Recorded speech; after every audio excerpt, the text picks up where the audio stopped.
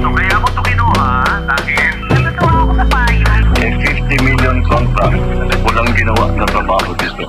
Will you call Zaldico? I think Congressman Zaldico has already divested himself.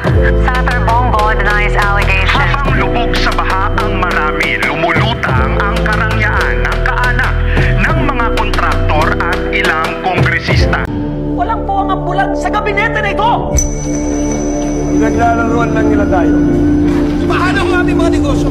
Negosyo! Bayan o sarili politika! Paano ninyo nasisikmurang pag-usapan ng negosyo kung mga alipin tayo sa sarili nating bayan? Hindi, hadas! Nasisikmura ba ng gabinete ang ganitong katasyon? Wala! Mga kapatid, mayroon tayong mas malaking kaway ang ating sarili. Kailangan natin ng isang radikal na pagbabago. Tama sa'yo na Luna. Kailangan na tayong kumilos. Ano kaya ang pakiramdam habang kayo'y nakahiga sa yaman?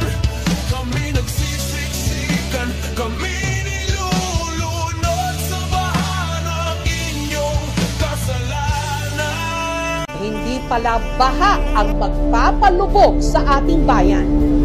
Hindi kasakiman.